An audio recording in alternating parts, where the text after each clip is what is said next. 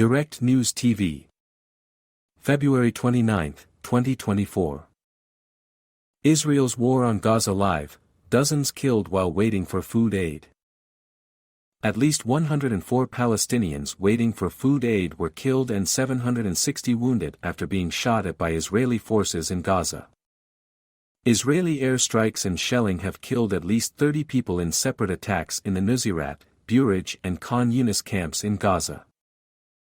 Peace Now says the Israeli government is planning expansion of state land in occupied West Bank. The Israeli anti-occupation group Peace Now has said that the Israeli government has declared a large swathe of land in the occupied West Bank as state land, a common pretext for taking Palestinian land that often precedes Israeli settlement expansion. The group says that 3 Palestinian communities are threatened by the declaration. The government declares 2,640 dunams in Abu Dis and El Azariya as state land, located in the southern area of the E1 plan, threatening 3 Palestinian communities, Peace Now said in a social media post. The Israeli government continues to further the occupation and dispossession of Palestinians in the WB. These lands are located in the southern area of the E1 plan, designated for the construction of at least 1,500 housing units. The significance of this declaration is that these lands will be now under Israeli control, with Palestinians having no rights to them. The group states that 99.76% of all state land allocated in the occupied West Bank went to Israeli settlements, with only 0.24% for Palestinians. 2 people injured in shooting in occupied West Bank, reports. A gun attack has been reported outside an Israeli settlement, local Israeli media report. According to Ynet and Khan News, at least 2 people have been injured. The attackers were reportedly killed by Israeli forces during the incident. Houthis threaten to escalate attacks in Red Sea. Yemen's Houthis have said that they will bring military surprises to the Red Sea, where the group has carried out attacks on commercial vessels and skirmished with U.S. forces over the last several months. Our military operations will continue and advance, and we have surprises that our enemies will not expect at all, the group's leader Malik al-Houthi said in televised remarks today. While the U.S. has accused the group of disrupting global shipping with its attacks, the Houthis have said that they are acting to exert pressure to end the war in Gaza. Raids on Yemeni territory by the U.S. and the U.K. have thus far failed to halt the attacks.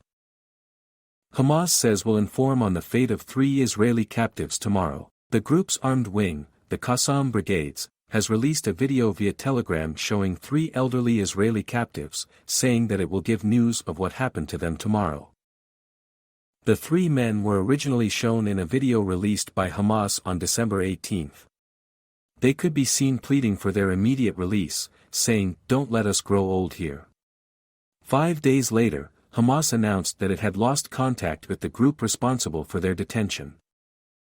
Belgium Deputy PM, horrified by shooting in Gaza. Petra de Sutter says she is horrified by the news of Palestinians in Gaza having been shot at while waiting to receive aid. Murdering people queuing for essential humanitarian aid, she wrote on X, "This is a flagrant violation of international humanitarian law and fully goes against the International Court of Justice's provisional measures." The ICJ issued a set of provisional measures last month that require Israel to comply with the 1948 Genocide Convention, allow more humanitarian aid into Gaza and act against those who issue genocidal statements. Hamas's Haniyeh meets China's ambassador to Qatar. Hamas chief Ismail Haniyeh discussed with Chinese envoy Chao Xiaolin the latest developments in Gaza and ways to stop the war, and to deliver urgent aid amid the deliberate starvation of the northern part of the Strip, the Palestinian group said in a statement. It added that Haniyeh also stressed the need to end the aggression and massacres against Gaza and lauded China's role at the United Nations. Beijing came out strongly in support of Palestinians at the International Court of Justice this month during proceedings on the legality of the Israeli occupation of the Palestinian territories. At least 13,230 children killed in Gaza. Gaza's government media office says 13,230 children have been killed in the besieged coastal enclave, including 7 who died of starvation. The death toll also includes 8,860 women, 340 medical staff, 132 journalists, and 47 civil defense staff.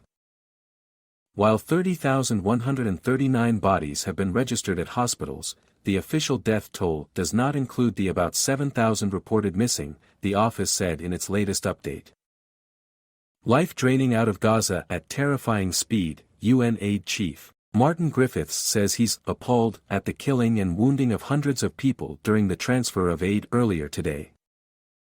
Life is draining out of Gaza at terrifying speed, the UN Undersecretary for Humanitarian Affairs wrote in a post on X, noting that even after almost 5 months of brutal hostilities, Gaza still can shock us. Feeling of unity, responsibility at Palestinian talks in Russia, politician. As we've been reporting, representatives from Palestinian political factions are in Moscow to discuss the formation of a unified government. Speaking to Al Jazeera from the Russian capital, Mustafa Barghouti, Secretary-General of the Palestinian National Initiative, said the talks were being defined by a general feeling of responsibility. "I've never seen the atmosphere so close to unity as it is today," he stressed. "I think, that is, mainly because people feel the responsibility after all these massacres that our people have been subjected to." Barghouti said the meetings were geared towards the creation of a national consensus government, in the future. A government that all parties would agree with, a government that devotes its attention and its work mainly to alleviate this terrible suffering in Gaza, to prevent the Israeli efforts to enforce ethnic cleansing on the people of Gaza, to allow the supplies of everything necessary for the people to survive there, Barghouti said, noting that this was just the start of the process. "We are not talking about something that will end in 2 days, we are talking about an initiation of a process that hopefully will lead eventually to complete unity within the ranks of a unified Palestinian leadership." White House says gunfire directed at civilians in Gaza a serious incident. The White House says it is looking into reports of Israeli gunfire on Palestinians waiting for aid near Gaza City, describing it as a serious incident. "We mourn the loss of innocent life and recognize the dire humanitarian situation in Gaza, where innocent Palestinians are just trying to feed their families," a White House National Security Council spokesperson said in a statement. This underscores the importance of expanding and sustaining the flow of humanitarian assistance into Gaza, including through a potential temporary ceasefire, the spokesperson added. Intentional killing of civilians. Bassam Zakaut, director of the Palestinian Relief Society, has said that aid seekers have repeatedly come under attack by Israeli forces in Gaza. "This situation is happening every day, it's not the first time," he told Al Jazeera from Rafah, in southern Gaza. "There is intention to increase the pressure towards Hamas by killing more civilians on the ground while the Israeli forces completely understand there is no operational health system in the Gaza Strip that can deal with such a massacre or with such a huge number of injured at this time," he said. "This is intentional killing of civilians who are not involved in this situation, they are just there waiting for humanitarian aid to come, they want to have food for their children, and this is the price that civilians have to pay." Footage captures first shots fired on Gaza aid seekers. Footage aired by Al Jazeera Arabic shows the moment in which the Israeli army opened fire on a crowd of people as aid was being delivered on Al-Rashid Street. The first shots were fired at about 4:30 a.m., 2:30 Greenwich Mean Time, as hundreds of Palestinians gathered at a major roundabout south of Gaza City. At least 104 people were killed and 760 injured, according to Gaza's health ministry. Israel's Ben-Gvir says aid delivery to Gaza endangers soldiers, must stop. Far-right Israeli National Security Minister Itamar Ben-Gvir says the provision of humanitarian aid to Palestinians in Gaza endangers Israeli soldiers and must stop after more than 100 Palestinians were reported killed while trying to get aid in Gaza City. Today it was proven that the transfer of humanitarian aid to Gaza is not only madness while our hostages are held in the Strip, but also endangers IDF soldiers, Ben-Gvir said, calling the deliveries oxygen to Hamas. "The incident is another clear reason why we must stop transferring this aid," he wrote on X. Ben-Gvir also said Israel must provide complete support to our heroic fighters operating in Gaza, who acted excellently against a Gazan mob that tried to harm them. Palestinian officials have denounced the attack on starving civilians in the besieged and bombarded territory as a cold-blooded massacre.